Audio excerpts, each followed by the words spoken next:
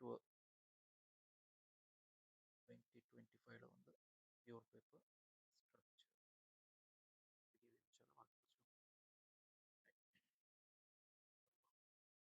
இப்படி வளமையான கேள்வி. முதல் கேள்வி கணித தொகுத்துறை கேள்வி.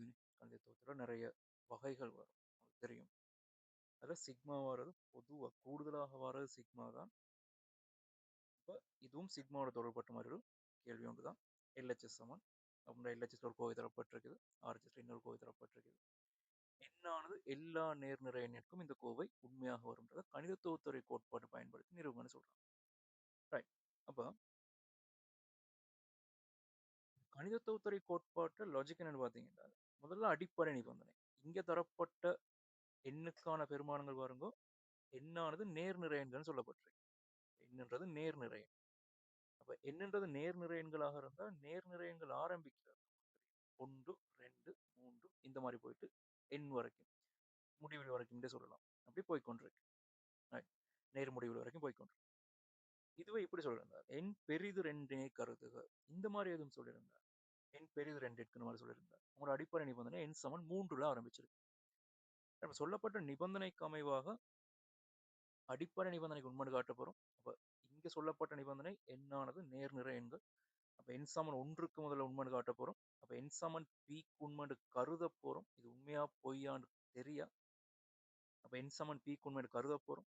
பிக்கு உண்மையாக இருந்தால் எண் சமன் பி பிளஸ் ஒன்னுக்கு உண்மைன்னு காட்ட போறோம். இதான் கணித தொகுத்துறை கோட்பாடு லாஜிக். அப்ப பி சமன் ஒன்றாக இருந்தால் பி பிளஸ் ஒன்னுக்கு உண்மை நிரூபித்தோம். அப்போ 2க்கு உண்மை. பி சமன் 2ஆக இருந்தால் 3க்கு உண்மை. பி சமன் 3ஆக இருந்தால் 4க்கு உண்மை. இப்படி ஒரு தொடர்ச்சியாக ஒரு கோவையாக போய்கொண்டே இருக்கு. அது கணித தொகுத்துறை கோட்பாட்டு லாஜிக் இதுதான். எங்களுக்கு தேவையான அடிப்படை நிபந்தனை ஃபர்ஸ்ட் நிறுவனம், அதுக்கு பிறகு அதை வச்சுக்கொண்டு பிக்கு உண்மை நிறுவி கருதி பி பிளஸ் ஒன்னுக்கு உண்மைன்னு நிறுவி எடுக்கிறோம். இதுவும் அதே மாதிரி கேள்விதான், வளமையான மாதிரி தான் செஞ்சிருப்போம். பாருங்க, எண் சமன் 1க்கு. அப்ப எண் சமன் 1ஆக உங்களுக்கு எல்ஹெச்எஸ் பக்கம் வரப்போற கோவை சிக்மா ஆர் சமன் 1லிருந்து 1 வரை. அப்போ 1லிருந்து 1 வரை என்ற ஒரே ஒரு உறுப்பு தான் வரப்போகுதுன்னு அர்த்தம். 3ன் ஆர் சாய 3ன் கீழ் 2. உங்களோட எல்ஹெச்எஸ்ல வர கோவை வரும்போ ஒரே ஒரு உறுப்பு தானே காணப்படுது. அப்போ 6க்கு 1 போட்டால் 1 சாய 3ன் கீழ் 2, 3ன் மைனஸ் அரையாம் அடுக்கு 1ன் கீழ் வர்க்கமூலம் 3 மாதிரி வரும். எப்படியும் ஸ்டார்ட் பண்ணிருப்பாங்க. எண் சமன் சிக்மா ஆர் சமன் 1லிருந்து 2n வரை. சிக்மா ஆர்னு வச்சுக்கோங்க உதாரணம். இப்போ நீங்க எண்ணுக்கு 1 போட்டால் உங்களுக்கு வரப்போற எல்ஹெச்எஸ் கோவை சிக்மா ஆர் சமன் 1லிருந்து 2 வரைக்கும். அப்ப நீங்க ஆர் காணப்பட்ட இடத்துல எல்லாம் 1 போட்டு வார கோவை, அடுத்து 2 போட்டு வார கோவை, ரெண்டையும் கூட்டி எடுத்து வரதான் உங்களோட எண் சமன் 1க்கான முடிவாக இருந்திருக்கு. அந்த இடங்களை கவனமா இருக்கணும்.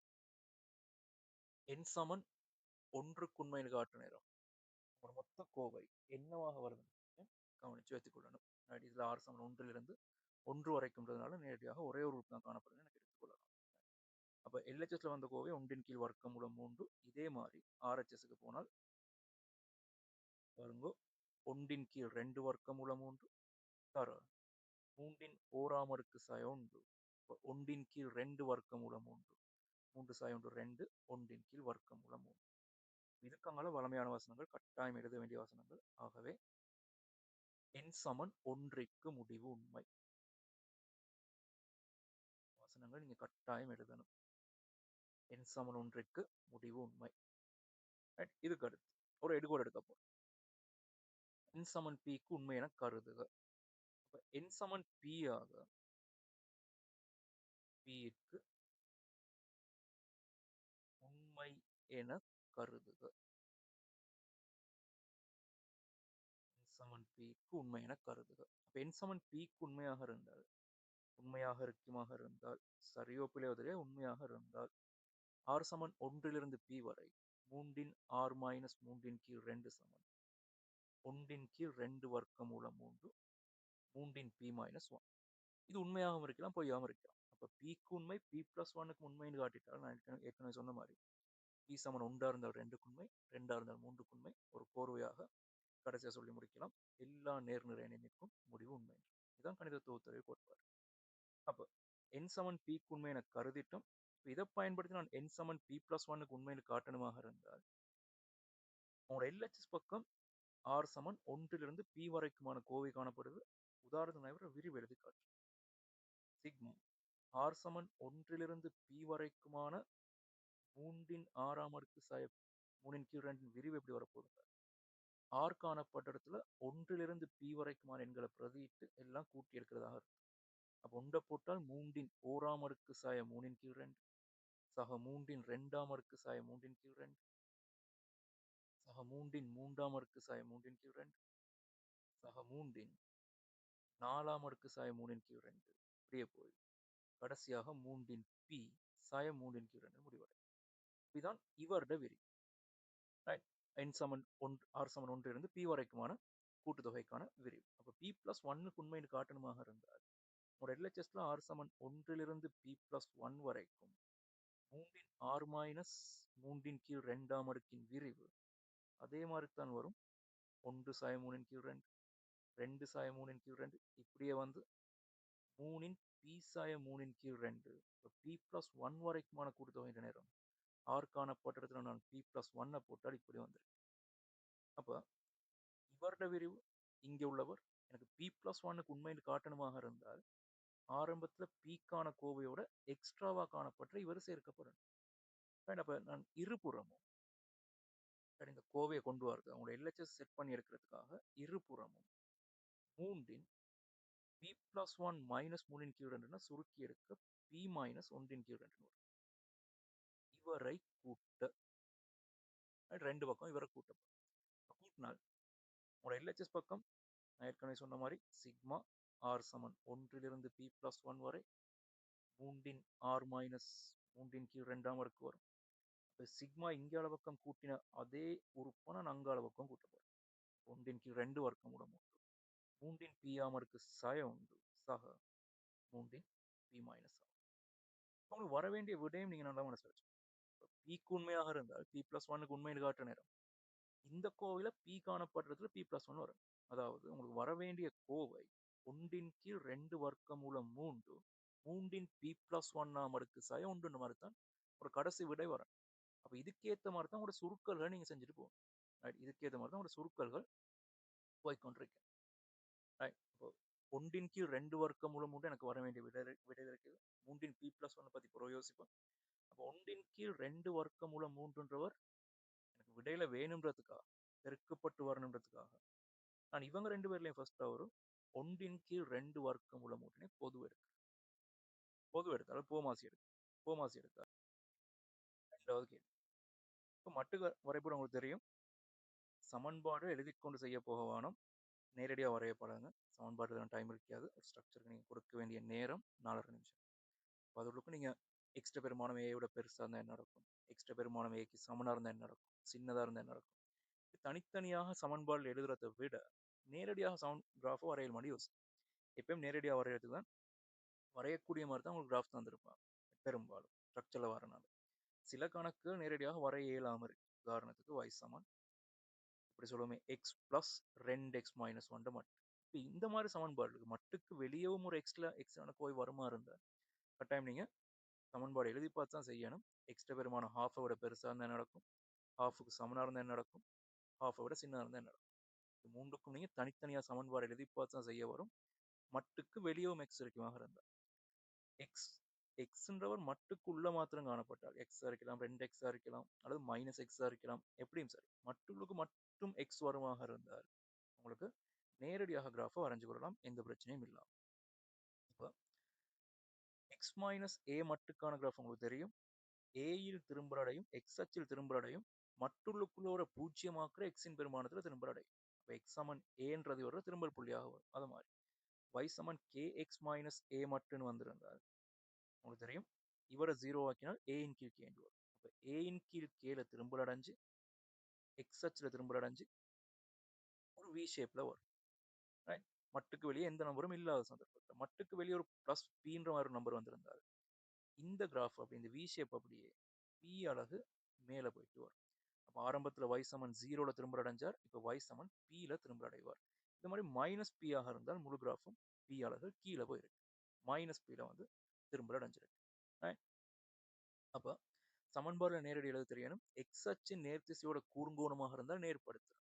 விரிகோணமாக இருந்தால் மறைப்படுத்துறோம். அப்ப இங்க எக்ஸ் மைனஸ் ஏன்றது ஒரு சந்தர்ப்பத்துல பிளஸ் எக்ஸ் மைனஸ் ஏ ஆக வரும். ஒரு சந்தர்ப்பத்துல மைனஸ் எக்ஸ் பிளஸ் ஏ ஆக வரும். அப்ப இதுல நேர்படுத்தனை கொண்டது பிளஸ் எக்ஸ். அப்ப இந்த கோட்டின் சமன்பாடு கட்டாயம் எக்ஸ் மைனஸ் ஏ ஆக இருந்திருக்கு. இந்த கோட்டின் சமன்பாடு கட்டாயம் மைனஸ் எக்ஸ் பிளஸ் ஏ ஆக இருந்திருக்கு. இப்ப நேரடியாக சமன்பாடுல எழுதி கொள்ள தெரியணும். மிச்சம் நல்லா டைம் மிச்சம். இதுக்கெல்லாம் உங்களுக்கு இந்த சமன்பாடுல எழுதுறதுக்கெல்லாம் மார்க்ஸ் இல்லை. கிராஃபை டக்குன்னு வரைஞ்சிங்கன்னா கிராஃபுக்கு மட்டும் தான் உங்களுக்கு மார்க்ஸ் வரப்போகுது. இப்போ சமன்பாடு எழுதி டைம் வேஸ்ட் பண்றதுக்குல நேரடியாக வரையலுமான்னு பார்த்து வரைஞ்சு கொள்ளலாம். அதே நேரம் y சமன் எக்ஸ் மைனஸ் ஏ மட்டுக்கான கிராஃபும் ஏ மைனஸ் எக்ஸ் மட்டுக்கான கிராஃபும் ரெண்டுமே ஒரே கிராஃப் தான். ஏன்னா 2 மைனஸ் ஒன்றின் மட்டு பெருமானம்ன்றதும் 1 மைனஸ் 2 மட்டின் 1 மைனஸ் 2 மட்டு பெருமானம்ன்றதும் ரெண்டுமே ஒன்று தான். ஏன்னா ஆகவே மட்டுள்ளுக்கு நீங்க பிளஸ் இருந்தாலும் சரி மைனஸ் இருந்தாலும் சரி இடம் மாத்தி போட்டதுனால எந்த பிரச்சனையும் வரப்போறது இல்லை. அப்போ எக்ஸ் மட்டுக்கான கிராஃப் வரைஞ்சாலும் சரி ரெண்டும் ஒரே கிராஃபா தான் வரும். அப்ப இங்க கேட்கப்பட்ட கிராஃப்லையும் ஒரு 1 மைனஸ் 2x மாதிரி கிராஃப் ஒன்று இருக்குதுன்னா 1 மைனஸ் 2x மட்டும் வந்துருக்கு. உங்களுக்கு அப்படி பார்க்க கஷ்டமா இருந்தால் நீங்க 2x மைனஸ் 1க்கான கிராஃப் வரைஞ்சாலும் தாராளமா போதும். தரப்பட்ட கிராஃப் எப்படி வரையணும் பாரு.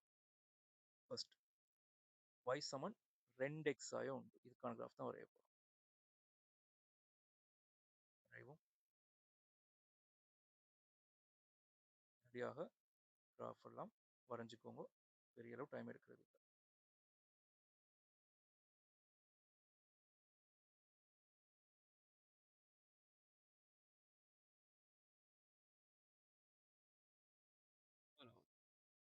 y சமன் 2x ஆய உண்டு மட்டுக்கான கிராஃப் வரையணுமாக இருந்தால்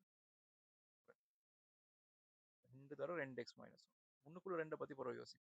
ஃபர்ஸ்டா எங்க திரும்ப அடைவார்? மட்டுக்கு பக்கத்துல பிளஸ் மைனஸ் யாருமே இல்லை. அப்ப கட்டாயம் எக்ஸ் அச்சுல திரும்ப அடைய போறார். எக்ஸ் அச்சுல எந்த புள்ளியில திரும்ப அடைய போறார் என்றால் எக்ஸ் சமன் ஹாஃப்ன்ற புள்ளி. மட்டுள்ளுக்குள்ள வர 0 ஆக்குற எக்ஸ்ட்ரா வருமானம். அப்ப எக்ஸ் சமன் ஹாஃப்ல திரும்ப அடைஞ்சு உங்களுக்கு வார படித்திறன்கள் பாருங்க. இந்த ரெண்டோட பெருக்கப்பட்டு ஒரு தடவை பிளஸ் 4x வரும். ஒரு தடவை மைனஸ் 4x வரும். பிளஸ் 2x மைனஸ் 1 ஒரு சமன்பாடாக இருக்கும். மைனஸ் 2x பிளஸ் 1 இன்னொரு சமன்பாடாக இருக்கும். அப்ப அந்த சமன்பாடு இந்த ரெண்டோட பெருக்கப்பட்டு ஒரு சமன்பாடு பிளஸ் 4x மைனஸ் 1 ஆக வரும். இது அப்படியே மைனஸ் ஆகிற நேரம் minus 4x plus plus 4x minus 2 ஒரு சமன்பாடாக இருக்கும். மைனஸ் 4x பிளஸ் 2 அடுத்த சமன்பாடாக இருக்கும்.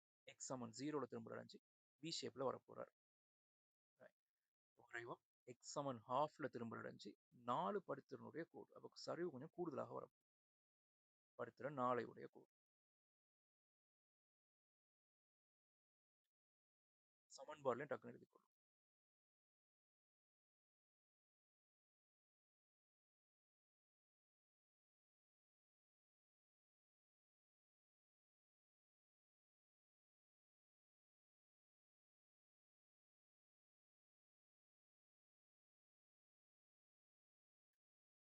சமன்பாடு எழுதிக்கோமே. அப்ப இந்த கோட்டின் சமன்பாடு y சமன் இது நேர்படுத்திறன். ஆகவே 4x ஆய 2 ஆக வரும். அது மாதிரி இந்த கோட்டின் படுத்திறன் y சமன் மைனஸ் 4x பிளஸ் 2 ஆக வரும். ஆகவே இந்த வெட்டு துண்டு 2 ஆக இருக்கு. அதே மாதிரி y சமன் x ஆய 2 மட்டு சாய உண்டுக்கான கிராஃப் வரைய நேரம் ஃபர்ஸ்டா x ஆய 2 மட்டுக்கான கிராஃப் வரையும். அப்ப x ஆய 2 மட்டுக்கான கிராஃப் நேரம் ஃபர்ஸ்டா நீங்க x ஆய 2 மட்டுக்கான கிராஃப் வரையணும். x ஆய 2 மட்டு சாய உண்டுக்கான கிராஃப் வரைய கேட்டிருந்தார். ஃபர்ஸ்டா x ஆய 2 மட்டுக்கான கிராஃப் வரையும். ஃபர்ஸ்டா நான் பருமட்டா வரையும். எக்ஸ் ஆய 2 மட்டுக்கான கிராஃப்ன்றது 2ல திரும்ப அடைஞ்சு இப்படி போயிருக்கு. இந்த கிராஃப் வந்து எக்ஸ் ஆய 2 மட்டுக்கான கிராஃப். அப்ப இவரோட நீங்க உண்ட கழிச்சால் இந்த முழு கிராஃபும் ஓரளவு கீழே போகுது. இந்த மாதிரி அப்போ பாருங்க எக்ஸ் ஆய 2 மட்டுக்கான கிராஃப்ல வெட்டு துண்டு 2ஆக வந்துருக்கு. அப்போ ஓரளவு கீழே போனால் வெட்டு துண்டு 1ஆக வரும். ஆகவே உங்களோட முழு கிராஃபும் இந்த மாதிரி ஃபார்மேட்ல வரும். அதோட ஆரம்பத்துல வரைஞ்ச 2 கோட்டையும் படித்திறன்கள் சயனாலு சகனாலாக இருந்துச்சு. இப்ப நாங்க வரைய போற கோட்டின் படித்திறன் 1ஆக வரும். அப்ப 2 பக்கமும் சரிவு குறைவான ஒரு கோடாக இப்படி வந்து சாய் 2 மட்டுக்கான கிராஃப். ஃபர்ஸ்ட் அதை வரைஞ்சிட்டு அங்கால அடுத்து வரையும். இது சாய் 2 மட்டுக்கான கிராஃப். இப்ப இவரை நீங்க சாரி 2 கூடாக போயிருக்கும். 2 கூடாக போயிருக்கும். இந்த மாதிரி வந்துருக்கு. சாய் 2 மட்டுக்கான கிராஃப். இவர் அப்படியே நீங்க ஓரளவு கீழே தள்ளினா இப்போ உங்களுக்கு வெட்டு துணை ஒன்று கூடாக வரப்போகுது. அதெல்லாம் நீங்க டக்கு டக்குன்னு வரைஞ்சு கூட வெட்டு துணை ஒன்று கூடாக வரும். அதே நேரம்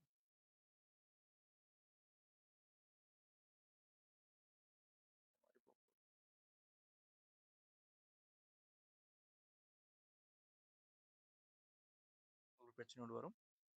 நீங்க இங்க இருந்து வரைகிற கோடு இந்த ரெண்டு கோட்டையும் வெட்டி கொண்டு போகுமா, இல்லாட்டி இந்த எக்ஸ் அச்சை வெற்றிடம் எங்க இருந்திருக்கு, இல்லாட்டி இந்த எக்ஸ் அச்சை வெற்றிடம் எங்க வந்திருக்கலாம், ரெண்டு இடத்துல எக்ஸ் அச்சு வெட்டுப்படுது எங்கெல்லாம் வந்திருக்கலாம். அப்ப எக்ஸ் அச்சை வெற்றிடத்தை நீங்க கண்டுபிடிக்கணுமாக இருந்தால் இதுதானே கிராஃப் வரையணும். இல்லை நீங்க ஒய்யை ஜீரோ, ஒய்யை ஜீரோ ஆக்கினால் எக்ஸ் ஆய ரெண்டு மட்டு சாய ஒன்று சமன் ஜீரோ ஒன்று வரும். அப்ப எக்ஸ் ஆய ரெண்டின் மட்டு பெருமானம் சமன் ஒன்றுன்னு வரும். எக்ஸ் ஆய ரெண்டின் பெருமானம் பிளஸ் ஓ மைனஸ் ஒன்றுன்னு வரும். ரைட். அப்ப எக்ஸின் பெருமானம் பிளஸ் ஒன்று எடுத்திருந்தால் மூன்றுன்னு வரும், மைனஸ் ஒன்று எடுத்திருந்தால் ஒன்றுன்னு வரும். ஆகவே இந்த கிராஃப் எக்ஸ் அச்சை வெட்ட போறது ஒன்றுலையும் மூன்றுலையும். இப்ப கட்டாயம் ஹாஃபுக்கு இங்கால தான் இந்த கோடு வரன்றதுனால இந்த படித்திறன் சயனாலை விட சாய்வு குறைவாக வரணுன்றதுனால ஒரு சமன்பாடு ஒரு கோடு ரெண்டு கோட்டையும் இப்படி வெட்டி கொண்டு போயிருக்கு. ரைட். இப்ப சமன்பாடு டக்குன்னு எழுதுங்க. இந்த கோட்டின் சமன்பாடு எக்ஸின் பெருமானம் பிளஸ் எக்ஸ் ஆக வரணும்னு வந்திருக்கு. பிளஸ் எக்ஸ் எடுத்தால் plus x minus two minus one. இவர சமன்பாடு y சமன் எக்ஸ் மைனஸ் த்ரீ ஆக வரும். அது மாதிரி இந்த கோட்டின் சமன்பாடு minus x plus two minus one, y சமன் மைனஸ் எக்ஸ் பிளஸ் ஒன்ற மாதிரி வரும். இந்த வெட்டு துண்டு பிளஸ் ஒன் ஆகும். ரைட். எப்படியுமே உங்களுக்கு வெட்டு புள்ளிகள் தேவைப்படும். சமநிலை தீர்க்கிறதாக இருந்தால் எப்படியும் வெட்டு புள்ளிகள் தேவைப்படும். அப்போ கிராஃப் வரைஞ்ச முடியும் நீங்க வெட்டு புள்ளிகளை கண்டுபிடிச்சு வச்சுக்கணும். அப்போ எக்ஸ் ஒன்னை கண்டுபிடிக்கணுமாக இருந்தால் இந்த கோட்டின் சமன்பாட்டையும் இந்த கோட்டின் சமன்பாட்டையும் தீர்க்கலாம். அதாவது சய நாலு எக்ஸ் ஒன் சக ரெண்டையும் அங்கால எக்ஸ் ஒன்னை கண்டுபிடிக்க போறோம் மைனஸ் எக்ஸ் ஒன் பிளஸ் ஒன்னையும் தீர்த்து எடுக்கலாம். ஆகவே மூன்று எக்ஸ் ஒன் சமன் ஒன்று வரும். எக்ஸ் ஒன்னின் பெருமானம் ஒன்றின் கீழ் மூன்று வரும். அப்ப இந்த வெட்டு புள்ளி எக்ஸ் ஒன்னின் பெருமானம் ஒன்றின் கீழ் மூன்றாக இருந்திருக்கும். அது மாதிரி எக்ஸ் டூவை கண்டுபிடிக்கணுமாக இருந்தால் நீங்க நாலு எக்ஸ் டூ மைனஸ் ரெண்டையும் மைனஸ் எக்ஸ் டூ பிளஸ் ஒன்றையும் தீர்க்கலாம். ஆகவே ஐந்து எக்ஸ் டூ சமன் மூன்று வரும். எக்ஸ் டூவின் பெருமானம் மூன்றின் கீழ் அஞ்சு வரும். ரெண்டுமே ஒன்றை விட சின்ன பெருமானங்கள் தான். அது நீங்க கிராஃபை பார்த்து முடிவு எடுத்துக்கொள்ளலாம். உங்களுக்கு சுருக்கி வார விட ஒன்றை விட பெரிய பெருமானமாக இருந்திருந்தால் சுருக்கல் எங்க பிழை விட்டீங்க, இல்லாட்டி கிராஃப்ல எங்க பிழை விட்டீங்க என்று முடிவெடுத்துக் கொள்ளலாம். ரைட். அப்போ எக்ஸ் ஒனுக்கு வந்த விடை ஒன்றின் கீழ் மூன்று, எக்ஸ் டூக்கு வந்த விடை மூன்றின் கீழ் அஞ்சு. எப்படியுமே பெரும்பாலும் சமநிலை தீர்க்கிறதாக இருந்தால் கிராஃபை பயன்படுத்தி சமநிலை தீர்க்கிறதா இருந்தால் வெட்டுப்புள்ளி கண்டுபிடிக்க வரும். இப்போ வெட்டுப்புள்ளிகளை கண்டுபிடிச்சு வச்சுட்டு மிச்சம் யோசிங்க. சமநிலை எக்ஸ் மைனஸ் நாலு மைனஸ் எக்ஸ் மைனஸ் ஒன்று பெரிது ரெண்டாக திருப்தியாக்கும் எக்ஸின் எல்லாமே பெருமானங்களையும் காண்க. ரைட். ஓகே. நாங்கள் வரைஞ்ச கிராஃப் ஏதோ ஒன்றாக காணப்படுது, ஆனால் கேட்குற சமநிலை வேற ஏதோ ஒரு சமநிலையாக காணப்படுது. ஃபர்ஸ்டா இந்த வகையான கேள்வி வார நேரம் நாங்கள் வரைஞ்ச கிராஃபுக்கு ஏற்ற மாதிரி அந்த சமநிலையை செட் பண்ணி வச்சுக்கிறோம். பாருங்க, இங்க எக்ஸ் ஆய ரெண்டின் மட்டும் சய ஒன்று இருக்குது, இங்கால ரெண்டு தர ஒன் மைனஸ் டூ எக்ஸ் இருக்குது. அப்ப மட்டோட ஒரு நம்பர் பெருக்கிப்பட்டு வாரது ஒரு கிராஃப், மட்டோட ஒரு நம்பர் கழிப்பட்டு வாரது இன்னொரு கிராஃப். ரைட். அப்ப இந்த மட்டோட இங்க பாருங்க நாலு எக்ஸ் ஆய ஒன்றுன்ற மட்டு கிராஃப், நாலு மட்டு எக்ஸ் ஆய ஒன்றுன்ற கிராஃப் வந்தது கிட்டத்தட்ட இந்த கிராஃப் மாதிரி வடிவம். அது மாதிரி எக்ஸ் ஆய ரெண்டு மட்டு சாய ஒன்றுன்றது இந்த எக்ஸ் ஆய நாலு மட்டோட இவர் எங்கேயால தூக்கிட்டு வந்தால் வார மாதிரி ஒரு வடிவமாக காணப்படுது. ஃபர்ஸ்ட் அந்த ஃபார்மேட் எடுத்து வச்சுக்கோங்க. எக்ஸ் மைனஸ் நாலு மட்டு சாய ரெண்டு பெரிது நாலு எக்ஸ் ஆய ஒன்றின் மட்டு. அதாவது நாங்கள் வரைஞ்ச கிராஃபுக்கு கிட்டத்தட்ட ஒரு வடிவம் வார மாதிரி சமநிலையை ஒழுங்குபடுத்தி வச்சுக்கலாம். இப்போ இந்த சமநிலையை தீர்க்கிறதுக்காக நாங்கள் வரைஞ்ச கிராஃப் இந்த சமநிலையிலிருந்து ஏதோ ஒரு பிரதீட்டை பயன்படுத்தி சுருக்கி எடுக்கணும், அதாவது ஒழுங்குபடுத்தி எடுக்கணும். அப்போ எக்ஸுக்கு நீங்க என்ன மாதிரி ஒரு பிரதீட்டை பயன்படுத்தி மேலுள்ள சமநிலையை மேலுள்ள நாங்கள் வரைஞ்ச கிராஃபை உருவாக்கலாம். ரைட். அப்படி யோசிச்சால்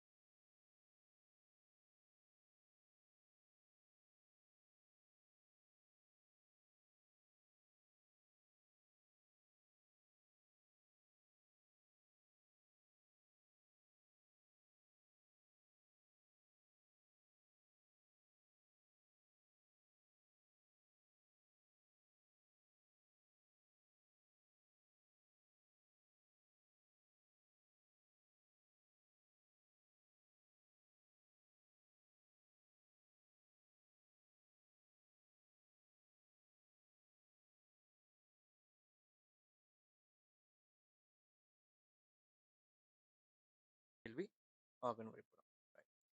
Zi மைனஸ் வர்க்கமூலம் 3 சிறிது அல்லது சமன் வர்க்கமூலம் 3. தெரியும் இந்த ஒழுக்கு எப்படியும் ஒரு வட்டம் தான் வரப்போகுது. ஏன்னா Z மட்டு சமன் ஆறுன்றதும் Z மைனஸ் A மட்டு சமன் ஆறுன்றதும் வட்டத்தை குறிக்கும். இது மட்டும்தான் வட்டத்தை குறிக்கும்னு சொல்லல. இந்த வடிவத்துல வர சமன்பாடு வட்டத்தை குறிக்கும். இப்போ Z மைனஸ் A மட்டு சிறிது அல்லது சமன் ஆறுன்னு சொன்னார். ஏன்றதை விட சாரி ஏ என்று சொல்லுவோம். Z நோட்னு சொல்லுவோமே. Z minus Z nought. அப்போ Z நோட்டை மையமாக கொண்டு R அலகு ஆரையுள்ள வட்டம் தான் இந்த ஒழுக்கு. Right? இப்போ Z மட்டு சமன் ஆறாக இருந்தால் உற்பத்தியை மையமாக கொண்டு ஆறு அலகு ஆறுல வட்டமாக வந்துடும். இப்போ Z மைனஸ் Z நோட் மட்டு சமன் ஆறுன்றது உற்பத்தியை மையமாக Z நோட்டை மையமாக கொண்டு ஆறு அலகு ஆறுல வட்டமாக வரும். சிறிது அல்லது சமன் ஆறுன்னு சொல்லப்பட்டால் இந்த வட்டத்துக்கு உள்ளுக்குள்ள பிரதேசம் எல்லாம் வரும். என்ற Z மைனஸ் Z நோட் மட்டுன்னு சொல்லப்பட்டது Z சிக்கல் எண்ணுக்கும் Z நோட் சிக்கலனுக்கும் இடைப்பட்ட தூரத்தை குறிக்கும். இப்போ Z சிக்கலன் இங்க இருந்தால் Z நோட் சிக்கலன் இங்க இருந்தால் ரெண்டையும் இணைக்கிற நேரம் உருவாகிற கோட்டின் நீளம் தான் Z மைனஸ் Z நோட மட்டு பெருமானமாக இருந்தது. இப்போ Z மைனஸ் Z நோட் சமன் R ஆகுமாறு ஒரு சிக்கலன் மாறுமாக இருந்தால் Z நோட்ன்ற சிக்கலனுக்கு சிக்கலன்ல இருந்து Zக்கான தூரம் Z ஒரு சிக்கலனுக்கான தூரம் R ஆகுமாறு Z ஒரு சிக்கலன் மாறும். இது நிலையான புள்ளியிலிருந்து R தூரத்தில் அசையும் புள்ளியின் ஒழுக்காக ஒரு வட்டமாக வந்திருக்கு. அதே மாதிரி ஆர்கியூமெண்ட் Z சமன் அல்ஃபான்றது உற்பத்தியில் ஆரம்பிச்சு அல்ஃபா கோணத்தில் போற கோடாக இருந்திருக்கும். ஆர்கியூமெண்ட் 0 வரையறுக்கப்படாது. அப்போ ஆர்கியூமெண்ட் 0 வரையறுக்கப்படாது என்றால் ஆர்கியூமெண்ட்டுக்கு 0 வரக்கூடிய மாதிரி Z நீங்க இல்லாமாக்கி மற்ற எல்லா Z கொடுக்கணும். ஆகவே ஆர்கியூமெண்ட் Z 0 ஆகினால் உற்பத்தி வரும். ரைட் Z சமன் 0 வந்திருக்கும். அப்போ ஆர்குமெண்ட்டுக்கு 0 வரக்கூடாது Z நாட் ஈக்குவல் 0 இருக்கணும். அப்போ இந்த இடத்துல சின்ன ஒரு வட்டம் போட்டு காட்டியிருக்கணும். ஆர்குமெண்ட் Z சமன் ஆல்ஃபான்றது உற்பத்தியில் ஆரம்பிச்சு அல்ஃபா கோணத்தில் போற சிக்கலனாக இருந்திருக்கு. அதே மாதிரி argument Z minus Z naught சமன் அல்ஃபான்ற நேரம் இது Z நோட்டில் ஆரம்பிச்சு அல்ஃபா கோணத்தில் போற கோடாக இருந்திருக்கு. இங்கே நீங்க Z நோட்டை வட்டம் போட்டு காட்டணும். எப்பயுமே ஆர்குமெண்ட் ஸ்டார்ட் பண்ற புள்ளியை நீங்க வட்டம் போட்டு காட்டிருக்கேன். அந்த மாதிரி இப்படி சொல்லியிருந்தால் ஆர்குமெண்ட் Z சிறிது அல்லது சமன் பீட்டா பெரிது அல்லது சமன் அல்ஃபா இப்படி சொல்லியிருந்தால் அல்ஃபான்ற கோணத்துக்கும் பீட்டான்ற கோணத்துக்கும் இடையில உங்களுக்கு ஆர்குமெண்ட் Z காணப்பட்டதாக அர்த்தம். அல்ஃபான்ற கோணத்துக்கும் பீட்டான்ற கோணத்துக்கும் இடையில். ரைட். அப்போ இந்த நிலற்றப்பட்ட பிரதேசம் எல்லாம் வரும். சமன்பாடு வந்தால் பாதை வரும். சமநிலை வந்தால் பிரதேசம் வரும். அப்படிதான் நல்லா ஞாபகம் வச்சுக்கணும். சமன்பாடு வந்தால் ஒரு பாதை வரும். வட்டமோ நேர்கோடோ ஒரு ஒழுக்கு பாதை வரும். சமநிலைகள் வந்தால் ஒரு பிரதேசம் வரும். எலக்ட்ரிக் காட்டுங்கன்னு கேட்பாங்க. ரெண்டுமே சமநிலைகளாக காணப்படுது. ஆகவே ரெண்டுமே ஒரு நிலற்றப்பட்ட பிரதேசமாக தான் வரும். இன்னும் சமநிலை திருப்தியாக்கும் சிக்கலன் Z வகைகளின் புள்ளிகளை கொண்ட பிரதேசம் SI உருவாகும் நிலற்றுக. ஃபர்ஸ்ட் ஐ வரை பார்ப்போம். ZI பிளஸ் வர்க்கமூலம் 3 மட்டு சிறிது அல்லது சமன் வர்க்கமூலம் 3.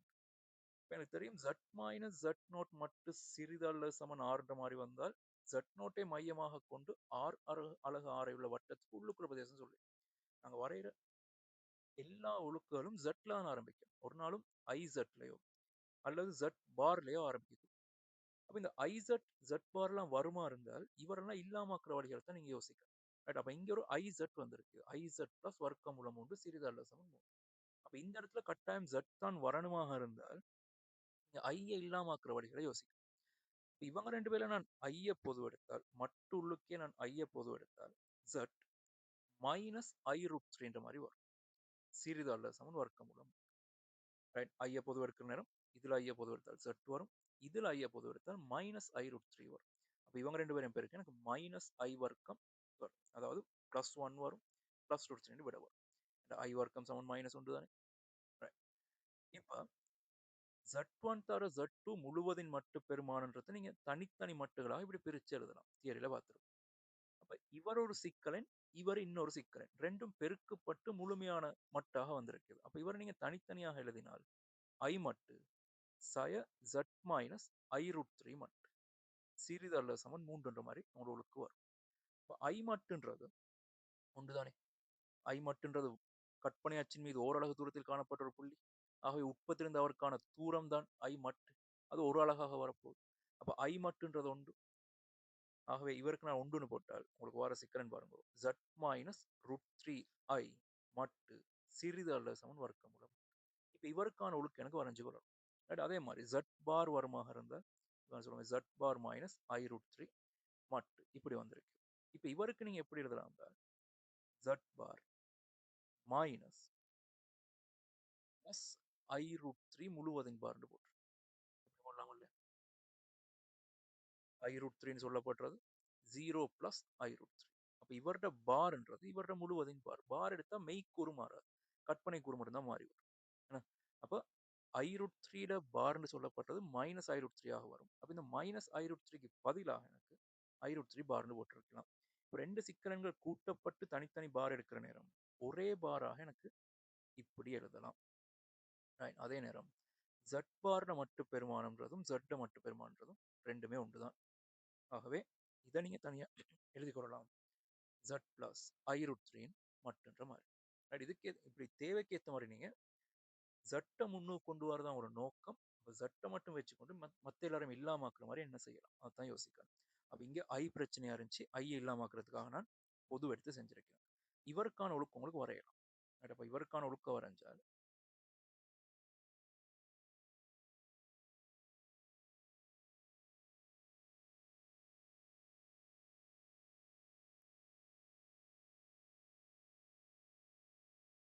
இப்படி வரும். ரெண்டையும் சேர்த்தே வரையுமே. அடுத்தது ஆர்குமெண்ட் z பிளஸ் 1 அது சின்னொரு ஒழுக்கு தானே.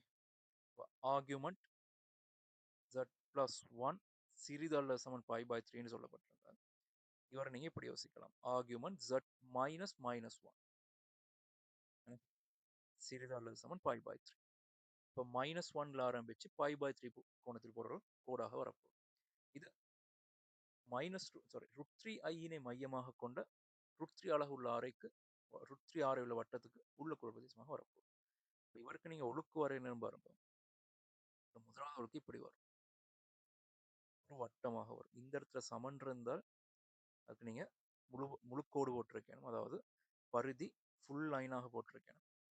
இல்லாட்டி சமன் இல்லாட்டி இந்த லைனை நீங்க வட்டத்தின் பரிதியை நீங்க புள்ளிக்கோட்டில் காட்டிருக்கணும். இங்க சமன் இருக்கிறனால ஒரு முழுமையான கோடாக இப்படி போட்டுக்கொள்ளலாம், பிரச்சனை இல்லை. கட்டாயம் இப்படிதான் போடணும். ரைட். அதில் வர்க்கமூலம் 3i மையமாக கொண்ட ரஃபா ஃபர்ஸ்ட்ல வரைஞ்சு காட்டுறேன். வர்க்கமூலம் 3i மையமாக கொண்டு வர்க்கமூலம் 3 அலகு 6 உள்ள வட்டம் வரைஞ்சால் உற்பத்தியை தொட்டு கொண்டு போற மாதிரி வரும் இல்லையா? ரைட். அல்லது எக்ஸ் அச்சை தொற்ற மாதிரி வட்டமாக வரும். வர்க்கமூலம் 3i மையம் வர்க்கமூலம் 3 6. அப்ப இங்க இருந்து இங்க வரைக்குமான தூரம் வர்க்கமூலம் 3ஆக இருக்கு. அதாவது இது எக்ஸ் அச்சை தொடும் ஒரு வட்டமாக வந்திருக்கு. எக்ஸ் அச்சை தொட்டு கொண்டு ஒரு வட்டமாக வந்திருக்கு. உங்களோட XY அச்சுகள் இப்படி காணப்பட்டிருக்கு. வட்டத்தை வரைஞ்சிட்டு XY அச்சுகள் வரைஞ்சிங்கன்னா மிச்சம் லேசா இருக்கு, விட விட மாட்டீங்க. இதான் உங்களோட எக்ஸ் அச்சாக இருக்கு. அதே மாதிரி உங்களோட Y அச்சு இப்படி வந்துருக்கு.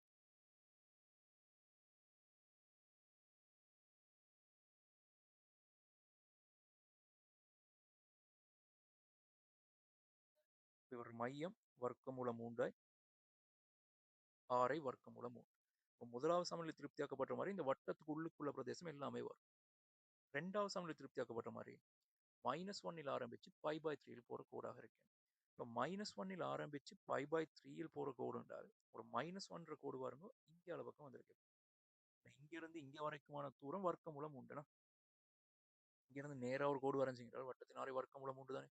அப்ப இந்த புள்ளி சரி நேராக வர்க்கமூலம் 3ஆக மைனஸ் வர்க்கமூலம் 3ஆக இருந்திருக்கு. இப்போ மைனஸ் வர்க்கமூலம் 3ஐ விட பெரிய ஒரு பெருமானம் தான் -1. அப்ப இந்த வட்டத்துக்கு இங்க அளவு பக்கம் இருந்தா ஒரு -1 புள்ளி ஆரம்பிச்சிருக்கு. அதே நேரம் இங்க இருந்து நாங்க π/3 கோணத்துல ஒரு கோடு வரைய போறோம்.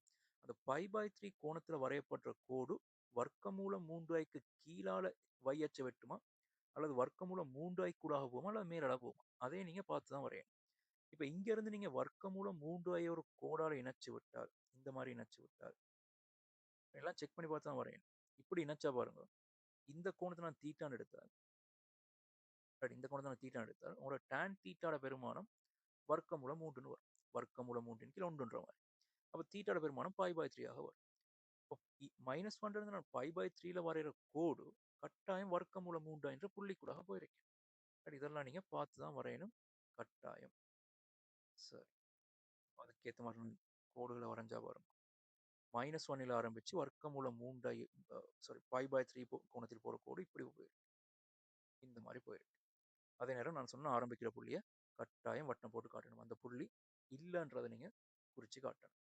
அப்படி 2 சமன்பாடும் திருப்தியாக்கப்படுற மாதிரி பிரதேசம் ஆர்குமெண்ட் z+1ன்றது π/3 விட சிறிது அல்லது சமன். மேலும் இங்கே அளவுக்கு ஒரு வீச்சு தந்திருந்தாலும் 0 விட பெரிது அல்லது சமம். அடிப்படையில் வீச்சு தந்தால் மிச்சம் பொருத்தமா இருக்கும். 0 விட பெரிது π/3 விட குறைவு. π/3ன்ற கோடு அவரை விட குறைவு என்றால் இதுக்கு இந்த எக்ஸ் அச்சுக்கும் இந்த கோட்டுக்கும் இடைப்பட்ட பிரதேசமாக இருக்கும். அத மாதிரி இந்த சமநிலை திருப்தியாக்கப்பட்ட மாதிரி இந்த வட்டத்துக்குள்ளுக்குள்ள பிரதேசம் எல்லாமே வந்திருக்கு. ஆகவே 2 சமநிலையும் திருப்தியாக்கப்பட்ட மாதிரி ஒரு பிரதேசம் இதுவாக இருந்திருக்கு. கோட்டுக்கும் வட்டத்துக்கும் இடைப்பட்ட பிரதேசமாக இருந்திருக்கு. அவர் இந்த கோடு இந்த வட்டத்துக்கு ஒரு விட்டமாக வந்திருக்கு. மேலும் எஸ்ஸின் பரப்பளவையும் காண்க. லேசா போச்சு. ஆகவே எஸ்ஸின் பரப்பளவு ஏன்னு சொல்லப்பட்டது. இது அரை வட்டம் தானே. ஹாஃப் ஆர் வர்க்கம் தீட்டான்றதான் எங்களோட வட்டத்தின் பரப்பளவுக்கான சமன்பாடு. ஒரு தீட்டா கோணம் ஆரை உள்ள வட்டத்தின் ஒரு பகுதியாக இருந்தால் இந்த பகுதியின் பரப்பளவு ஹாஃப் ஆர் வர்க்கம் தீட்டாவாக வரும். அது மாதிரி இந்த பரிதி நீளம் ஆர் தீட்டாவாக வரும். ஹாஃப் ஆர் வர்க்கம்ன்றது வர்க்கமூலம் 3ன் வர்க்கம் தர தீட்டான்றது பையாக இருக்கு. ஆகவே 3/2 பைன்றது பரப்பளவாக இருக்கு. அவ்வளவுதான். அது இருள் பிரிவு. கோவை தரப்பட்டிருக்குது. எக்ஸ் வர்க்கம் சக k/x இன் 7ஆம் அடுக்கு இன் விரிவில் எக்ஸின் சயனாலு எக்ஸ் வர்க்கம் எக்ஸின் 5 ஆகியவற்றின் குணகங்கள் பெருக்கல் விருத்தி அடுத்துள்ள உறுப்புகள் எண்ணி பெருக்கல் விருத்தி பாயிண்டிங் இப்போ k சமன் 5 என காட்டுக. அப்ப இந்த விரிவுட உங்களோட பொது உறுப்பு டி ஆர் பிளஸ் 1க்கான கோவை உங்களுக்கு எழுத தெரியும். 7cr 7cr 7cr முதல்ல வரவர் எக்ஸ் வர்க்கத்தின் 7 சய ஆர் k/x இன் ஆர்ன்ற மாதிரி வரும்.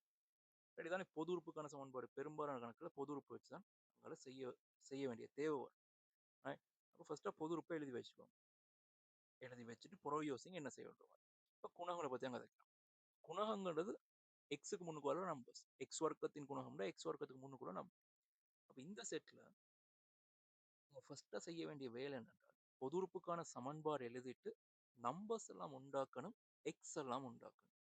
இப்போ இதுல நம்பர்ஸ் எல்லாம் யார் யாருன்னு பாத்தீங்கன்னா 7c6ன்றது ஒரு நம்பர். ஆறுக்கு நீங்க ஒவ்வொரு பெருமானம் போட உதாரணத்துக்கு 1 போட்டால் 7c1ன்றது ஒரு நம்பர், 7c2ன்றது ஒரு நம்பர், இவர் ஒரு நம்பர். அது மாதிரி கேன்றது ஒரு நம்பர். இப்போ நம்பர்ஸ் எல்லாம் உண்டாக்கிட்டு எக்ஸ் எல்லாம் ஒரு பக்கம் இருக்கு. அப்ப 7cr ஒரு நம்பர், அடுத்து k/6 அடுக்கு ஒரு நம்பர். மிச்சம் எக்ஸ் எல்லாம் உண்டாக்கின பாருங்க. எக்ஸின் பிராக்கெட் நீக்க நேரம் 14 - 2r வரும். இவர் எக்ஸின் -6ஆக வருவார். அப்படிதானே. எக்ஸின் -6 மேல வந்தால் எக்ஸின் -6ஆக வரும்.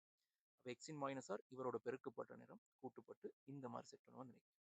அப்போ உங்களுக்கு பொதுக்கான கோவை நம்பர்ஸ் எல்லாம் உண்டாக்கி எழுதிட்டோம். அடுத்து எக்ஸ் எல்லாம் உண்டாக்கி 14 - 3r மாதிரி கோவை எடுத்து வச்சிருக்கேன். இது பொது உறுப்புக்கான சமன்பாடு. இப்போ எக்ஸின் சயனாலு எக்ஸ் வர்க்கம் எக்ஸின் 5 இந்த குணகங்கள் பெருக்கல் விருத்தியில வருமாக இருந்தால் இந்த குணகங்கள் வரக்கூடிய மாதிரி ஆறின் பெருமானம் என்னவாக இருந்திருக்கு.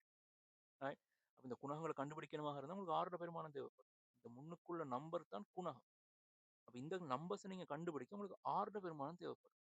அப்ப ஆறுக்கு நீங்க என்ன நம்பரை பிரதியிட்டால் எக்ஸின் சயனாலின் குணகம் வரும். அப்ப எக்ஸின் அடுக்குன்றதா இந்த செட்டாக வரப்போகுது, இந்த நம்பராக வரப்போகுது. 14 - 3r சயனால் ஆகிற மாதிரி ஆறுக்கு நீங்க என்ன பெருமானம் போடலாம். இப்போ 14 - 3rன்றது ஃபர்ஸ்டா நீங்க சய4 ஆக்கணுமாக இருந்தால் 3rன் பெருமானம் பாருங்க 18 வரும். இப்போ ஆறின் பெருமானம் 6 என்று வரும். ஆறின் பெருமானம் 6.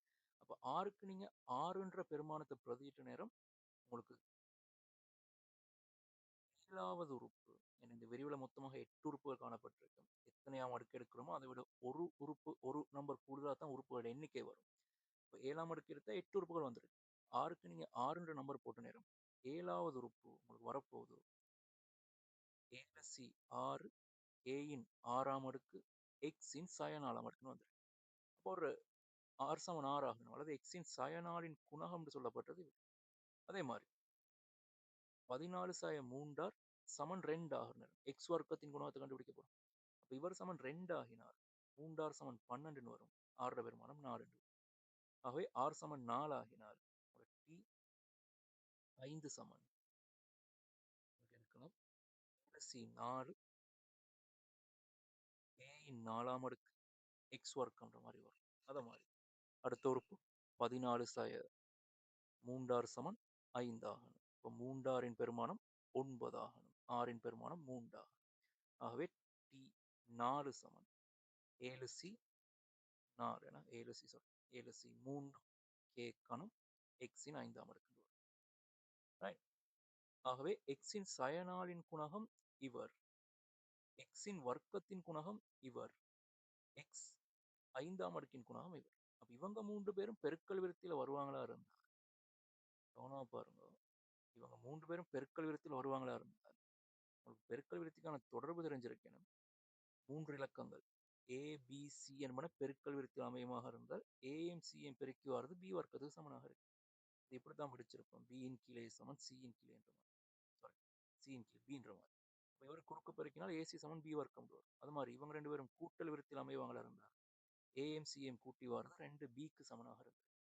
அப்ப இந்த குணகங்கள் ஒரு பெருக்கல் விருத்தியில் அமைறதுனால இவர் இவர் இவரெல்லாம் பெருக்கல் விருத்தியில் அமைறதுனால சமன்பாட்டை கவனமா எழுதுங்க. உங்களுக்கு இப்படி வரும். முதலாவது உறுப்பு 7c 6 k இன் 6ஆம் அடுக்கு தரு. மூன்றாவது x இன் 5ஆம் அடுக்கின் இவர், x இன் 5ஆம் அடுக்கின் சயனாலு, அடுத்து x இன் 5ஆம் அடுக்கு 5ஆம் அடுக்கு இவர். x இன் 5ஆம் அடுக்கின் குணகம்ன்றது இவர் 7c 3 7c 3 k கணம்ன்றது இவரோட வர்க்கத்துக்கு சமனாக இருந்தது. அதாவது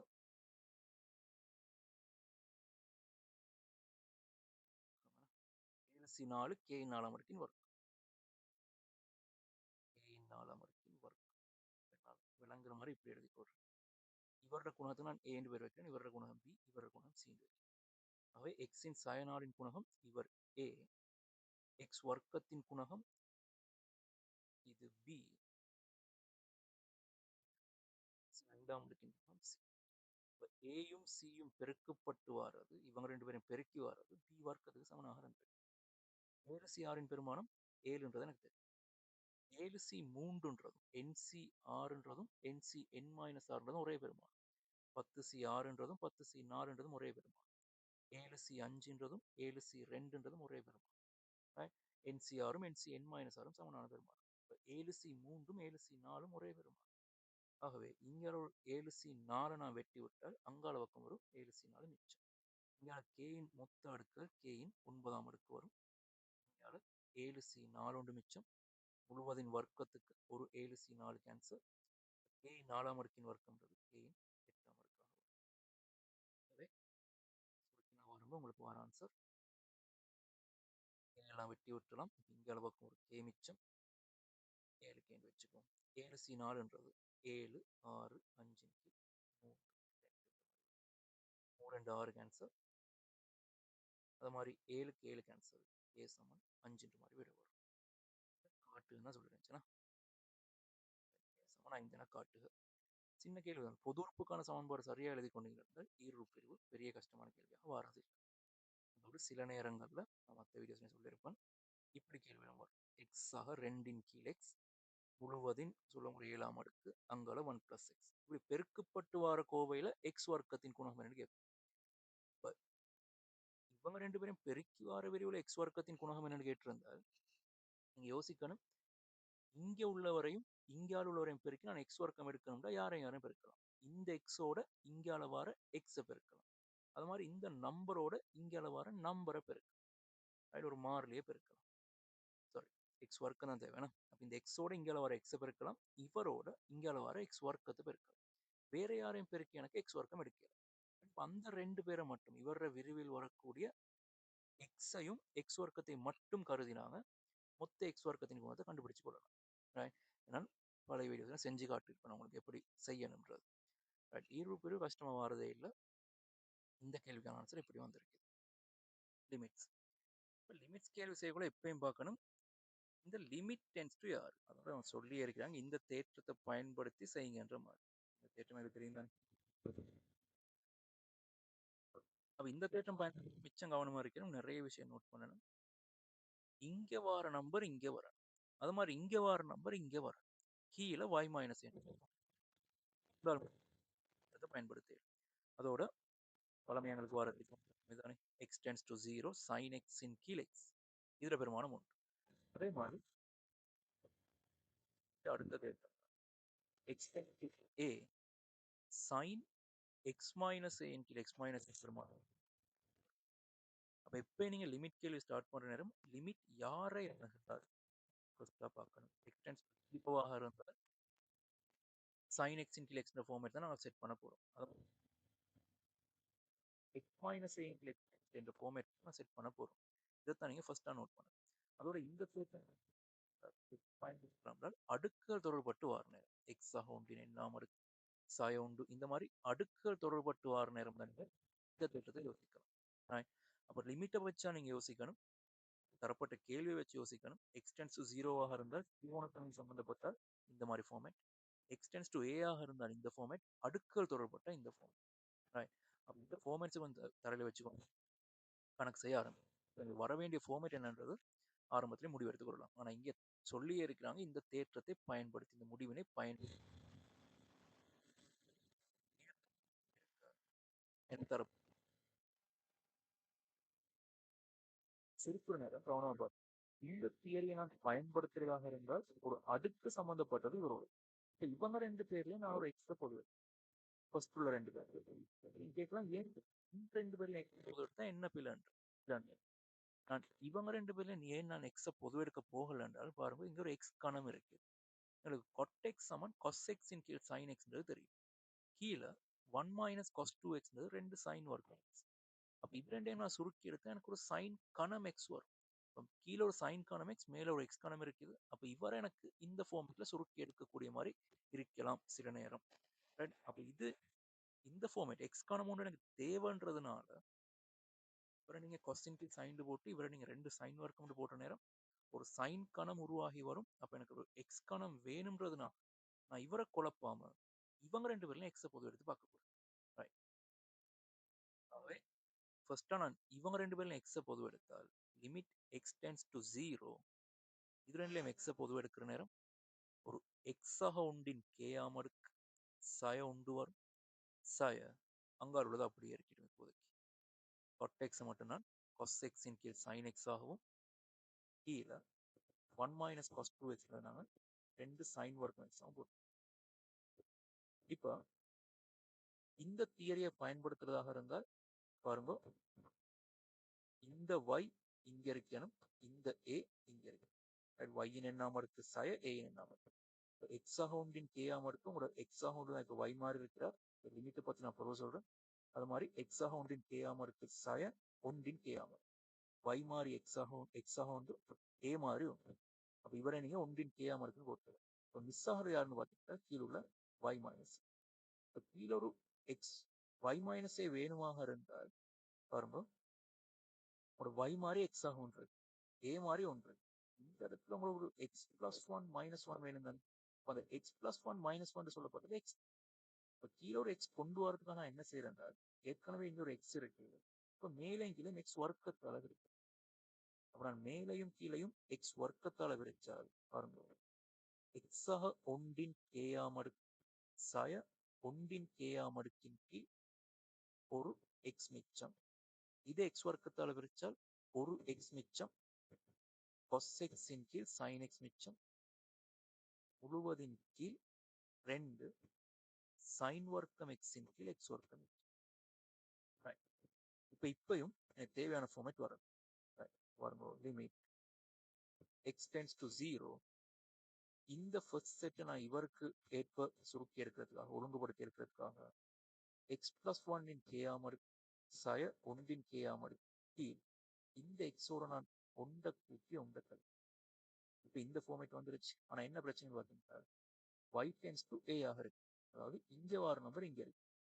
கவனமா பார்த்தோம் எக்ஸ் டென்ஸ் டு 0 ஆக இருந்தேன் X plus one tends to ஒன்று தான் ரெண்டு பக்கம் ஒன்றை கூட்டுற மாதிரி யோசிக்கிறோம்.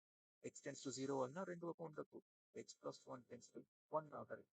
அது இங்கே வர நம்பர் இங்கே இருக்குது, இங்கே வர நம்பர் இங்கே. இப்போ எனக்கு இவருக்கு இந்த தேட்டத்தை பயன்படுத்துவோம், தரப்பட்ட தேட்டத்தை பயன்படுத்தும். அங்காளிங்களை ஒழுங்குபடுத்தி பார்த்தோம்.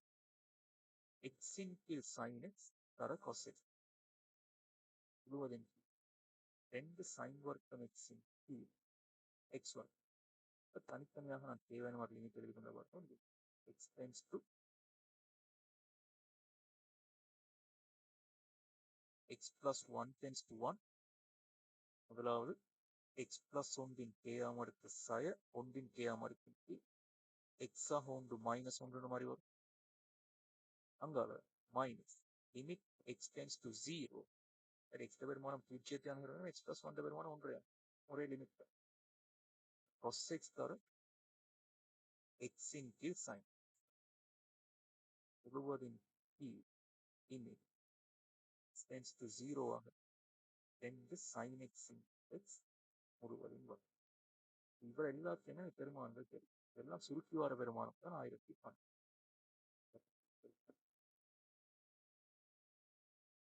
ஆகவே இதெல்லாம் சுருக்கி வர பெருமானம் 1012. இதற்கு நான் கேட்டதை பயன்படுத்த கே தர ஒன்றின் கே மைனஸ் ஒன், அதுதான் பிரச்சனை இல்லை. மைனஸ் எக்ஸுக்கு ஜீரோ போட்டால் அங்கால ஒன்று அடுத்த ஒரு முட்டா கீழே ரெண்டு தர ஒன்றின் வர்க்கம் எல்லாம் சேர்ந்து 1012. குறுக்கு பெருக்கினால் கே சார் 2024 ஏன் பெருமானம் 2025. எப்பயுமே லிமிட் தேர்வு செய்யக்கூட லிமிட் டென்ஸ் டு யார், ரைட்? ஒரு சைன் ஃபார்மேட்டா இல்லாட்டி சைன் மைனஸ் ஏன் கிளை மைனஸ் என்ற ஃபார்மேட்டான்றது இந்த எல்லையை வச்சா முடிவெடுக்கணும். எக்ஸ் டென்ஸ் டு ஜீரோவாக இருந்தால் சைன் எக்ஸ் டென்ஸ் டு ஏ ஆக இருந்தால் சைன் எக்ஸ் நேரம் இந்த பயன்படுத்துறது